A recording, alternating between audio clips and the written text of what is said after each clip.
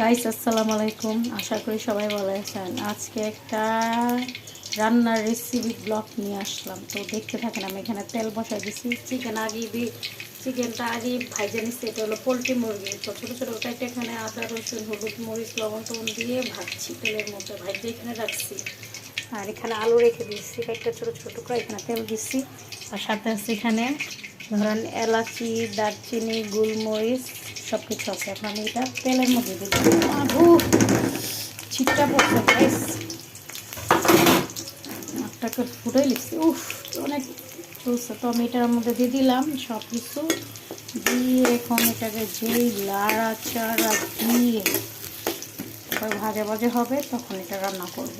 তাহলে আপনারা দেখতে থাকেন, আর আমি রান্না করি। আজকে রান্নার ব্লগ নিয়ে আসছি। এমনি আমি কীভাবে রান্না করি তাই আপনাদের সাথে শেয়ার করতেছি। আমি এত পাকা রাঁধুনি না, তাও যেভাবে আমি রান্না করি সেভাবে আপনাদের সাথে শেয়ার করতেছি। তো আপনারা দেখেন, ভালো লাগলে সাবস্ক্রাইব লাইক শেয়ার করে দিন। তো দেখতে থাকেন এর মধ্যে কী করি। এটা পেস্টটা আমি হালকা একটু ভাজবো ভেজে, তারপরে আদা রসুন সব কিছু দিয়ে তারপরে ইয়া করবো। হলুদ মরিচের গুঁড়া ধনিয়ার গুঁড়া সব এটার মধ্যে এক করে ফেলছি, একটু পানি দিয়ে এটা মিক্স করে ফেলছি। আর সাথে তো এই যে রাঁধুনি মুরগির মশলা তো অবশ্যই সাথে থাকবে, তো ওই যে এটা তো দিতেই হবে আমাদের।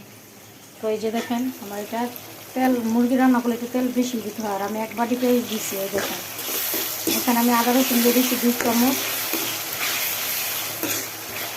লবণ টবণ সব দিয়ে দিচ্ছি।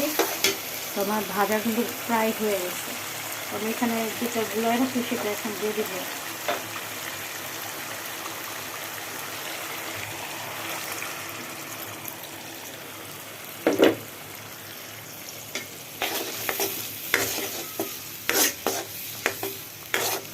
সেটা কিন্তু আমি অ্যাড করে ফেলছি।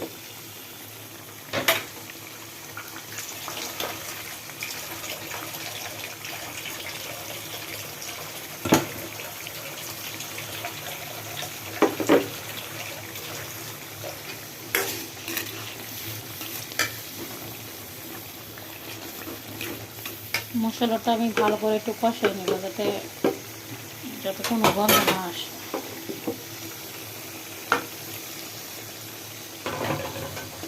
আমি আর একটু পানি দিয়ে দিলাম।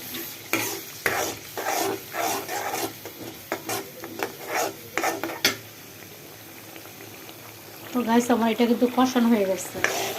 তো আমি এটা একটু ঝোল থাকবে, আমি আলুটা এটার সাথে দিয়ে দিব। এটার সাথে পানিটা যতটুকু আলু আছে এটার সাথে সব কষিয়ে নিব। পরে মুরগিটা দিয়ে কষাবো, কারণ আমি মুরগিটা আগে ভেজে নিচ্ছি, তো ওই জন্য আর মুরগিটা এখন কষাবো না। পানিটা যখন শুকিয়ে যাবে তখন আমি ওই মুরগি দিয়ে তারপরে কষাই, তারপরে ঝোল দিয়ে দিব।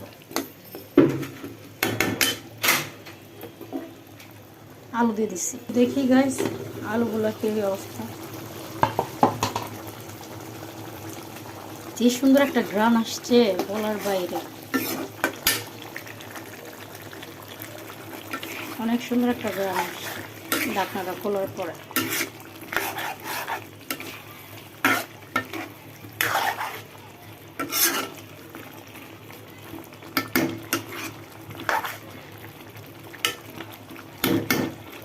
এখন যে মাংসটা ভেজে রাখছি সেটা এখন দিয়ে দিব। এই পানিটার মধ্যেই কষানো হয়ে যাবে মাংসটা, পরে আমি ঝোল দিয়ে দেবো। আজকে তেল আর তেল মাংস ভাবছিলাম পুরো লেগেছে।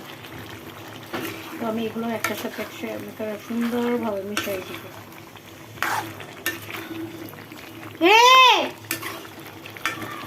দাঁড়াও, বাচ্চাটা চলে আসছে, ডাকতেছে, দাঁড়ান গেটটা খুলে নি। তো গাইস এই যে রাঁধুনি মুরগির মাংসের মশলাটা এখন আমি দিয়ে দিব। আপনারা বলতে পারেন যে তখন দিলেন না কেন, কষার সময় না, কিন্তু কষাই নিচ্ছি না, এখন দিব। দেখবেন একটা ঘ্রাণ মজা লাগে। তো দিয়ে দেখি এরকমভাবে। আমি এই যে ওটার সাথে তখন অ্যাড করে দেন এই মশলাটা আমি লাস্টে দিব।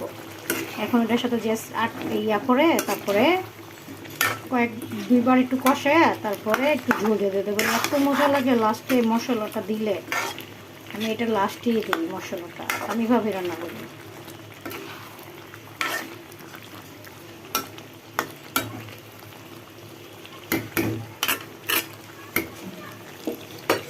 তো আমার কালারটা মাশাআল্লাহ অনেক সুন্দর হয়েছে।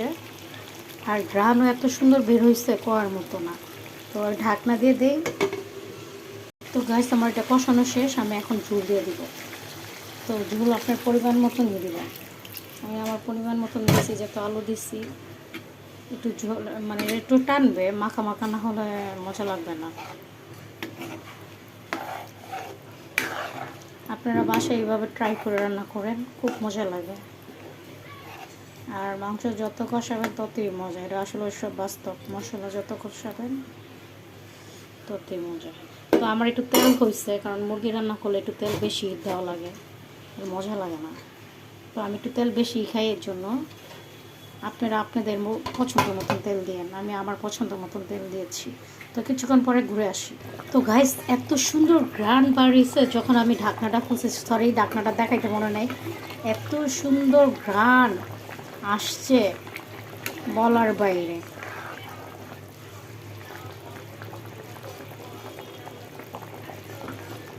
তো গাইস আমি আজকে এই পর্যন্ত শেষ করলাম। যদি আমার ভিডিও ভালো লাগে তো লাইক, সাবস্ক্রাইবার, কমেন্ট করতে ভুলবেন না। এই পর্যন্তই শেষ করব।